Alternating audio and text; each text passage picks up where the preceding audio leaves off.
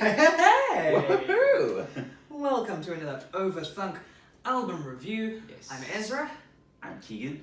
and today we're going to be talking about Hive Mind. Hive Mind. It's Hive Mind, I don't know why I did that. Yeah. It's the fourth studio album from, some might say, one of the strongest bands around in this genre right now. One of the only ones that Worldwide band. Oh, it's the internet. Sorry. Disgusting. Cheesy jokes out the way. Yeah, cheesy jokes aside, the internet, where are you? Call yourself a fan? Just a casual listener? Probably less enthusiastic than most. Mm-hmm. I feel like I haven't been truly riveted by any of their projects, really. A lot of them felt a bit too lethargic for me. You know, sometimes the... Interesting, yeah. Okay. Yeah, it's just one of those things. I don't know. Lethargic. Yeah, it's just some of the tracks seem to meander a lot. Yeah. I feel that. You I see get that. what I'm saying? Yeah. And as a result, they didn't ever grab me as much as I wanted them to, as much as a few of the singles have. Okay. Up till now. Up till now? Up till now. Wow. Yeah. Wow. Big improvement on this one for me. Yeah, big time. I think I'd probably call myself quite a big fan of the internet. I mean, they were always kind of background in the whole Odd Future movement. I was quite a big fan of Odd Future back in the day. I guess because they were just edgy, and I was quite the edgelord when I was younger. Teenage angst. Yeah. So like Tyler and Earl and I mean even Hodgy Beats back then and like Dom and Genesis. I was like 100% invested. You'll be 100. So when the internet came around, I was like, oh, another Odd Future thing. And then I missed Purple Naked Ladies. I went back to it. Yeah. And I listened to Feel Good. It was my first exposure. Like, first. Yeah. Not what I was expecting at all. I kind of liked it. There were some good tracks on there. Yeah. Very much the outlier in the whole Odd Future. Yeah, definitely. Yeah. And probably owing to that, most of the members were all on the production side, you know, not the front men. Sid used to DJ for Tyler the Creator in the beginning. Like Matt Martian's just throwing beats, you know. So that was an interesting move from the whole Odd Future group. I thought it was really cool, and then been following them ever since loyally. But yeah, recently, I mean, we'd spoken about this off camera, but I had found that I didn't like their older project as much as I did when I first listened to them. Yes, yeah. Almost didn't age too well for you? Yeah, definitely didn't age, and almost sick of Ego Death. I can actually go back to Feel Good more than I can to Ego Death. So is it a case of you going back to those albums like now recently that made you realize this? Yeah, because I got wind of this album quite late. I knew it was coming, so I just quickly went back and let me hit this back catalogue of the internet albums, and didn't grab me nearly as much. Okay. Yeah. So that's interesting then, because they came to Jazz Fest. They did. They kept on Jazz Fest. And they were amazing. Yeah. Yeah. And that was still a great experience for you, despite the fact that their music didn't age. I think even so, some of those tracks that maybe didn't even age well, they're really great live.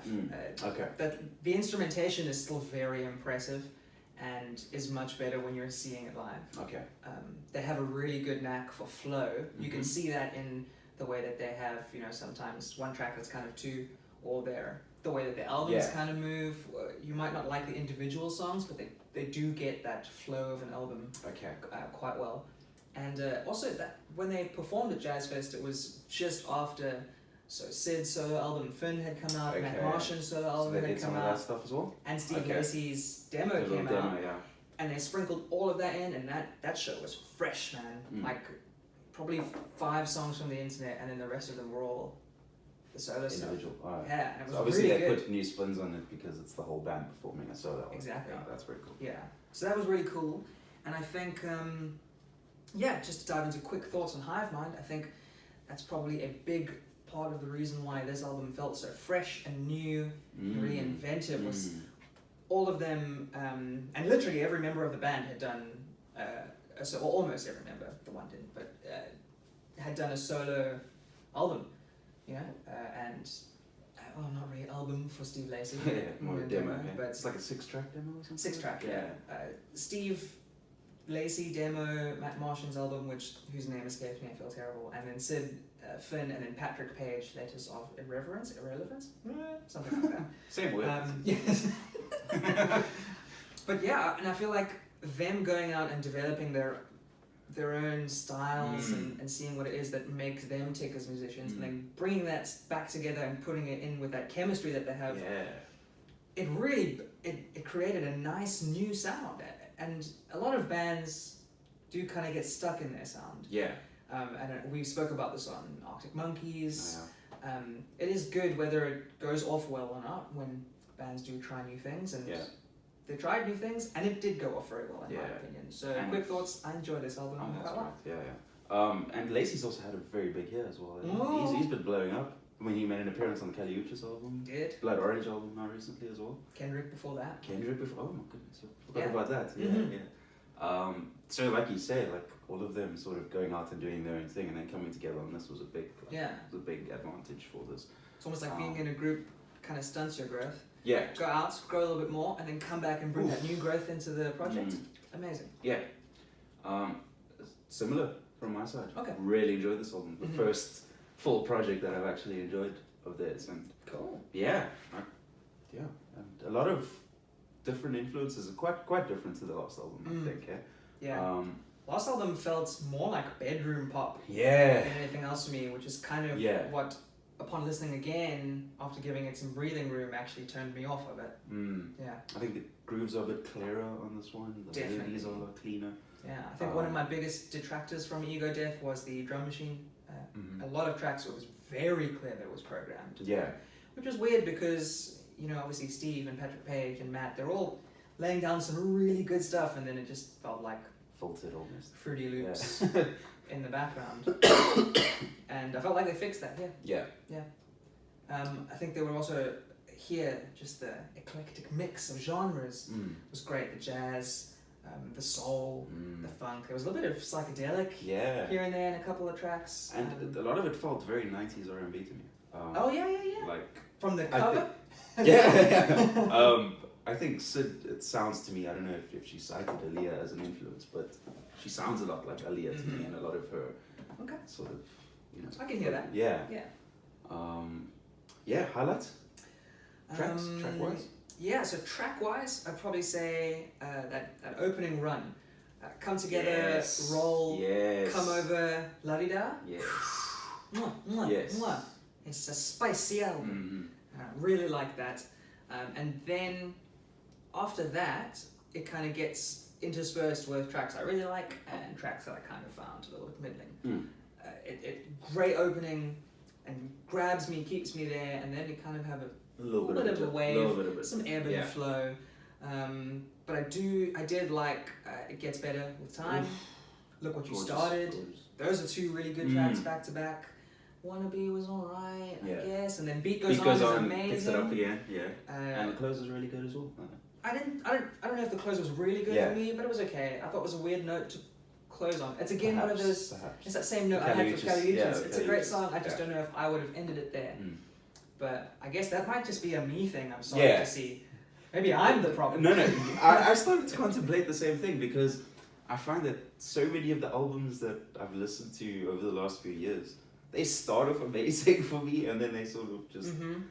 I don't think I've ever liked an album, the first half of an album less than the second half. I don't think that's ever happened for me. That's true. It's like they want to make sure to grab you, and they forget to leave you on that high note. But so same for me. The first three tracks are definitely my favorites. Like that run is just amazing, unbelievable. Unbelievable. And it does start to, meander a little bit after that, but it picks up here and there. Any tracks you really didn't like? Anything that turned you off? No, nothing that turned me off. No. Cool. Which is great. It is really great. I think for me, the only thing that I really do actually skip is Next Time / Humble Pie. When it gets to Humble Pie, oh man, that, as you said, meanders. It doesn't have any movement. It's just a very flat. So for me, that should have been a bridge of a song. And that was your criticism with when you revisited the older stuff. So that I think it was more just surprise when it got there. I was like, oh, why am I bored? This album's been so good. But then after that, I never felt that feeling again, even when it did ebb and flow off. So my only note. I think just one thing that I do want to highlight is that Sid sounds absolutely amazing. Her voice has just been improving all the time. I love that they've given Steve more time on the mic, because I think he brings an interesting sound. He sings just kind of differently with a kind of youthfulness that you don't really hear a lot. He's quite chilled, but he still has this like vibrancy and bounce to him, which is really nice. And I think the bass on every single track, even the ones that I thought were kind of okay, the bass is just always top notch, on point, delectable, tasty bass lines. So I got to give props there. But yeah, otherwise really enjoyed the listen. Just what you were saying about Steve, I think the fact that they used him a lot more on this album is pretty much the determining factor for me. Like, I think that as much as I do love Sid's voice, I think the variation that Steve brings in and the two of them together as well is it's really good. Yeah. Okay. Yeah. All right. So overall, positive outlook on Hive Mind. Definitely one to check out and listen to. Yeah. And probably. Sorry. No. Go ahead. Probably, if you were to show someone the internet, maybe this would be your entry point at this. I probably would start it. Yeah, probably start here and work backwards and see where you stop liking it. Yeah. Because but I do think that they've got a cool trajectory as a band. Starting off very rough and raw. Yeah. If you listen to Purple Naked Ladies, almost too smooth on Feel Good, a little bit robotic and like not really hitting those soulful things. And then on Ego Death, in the right direction, but then, as you said, just kind of meandering along. This is probably where they hit their perfect stride, so far at least. So far, they're all still very young. Yeah. So Steve is what, like 18 years old or something.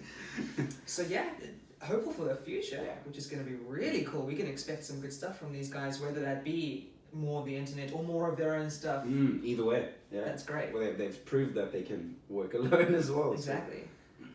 So, if you had to give it a rating, what are you thinking? I think I'd go 7.5 out of 10. I was thinking the exact same number, 7.5 out of 10. So there you have it. Overthunk rating, Hive Mind, 7.5 out of 10. 7.5 out of 10. Definitely one to check out. And definitely a band to keep your eye on. Yeah, for sure. Yeah. And its members. And its members, definitely.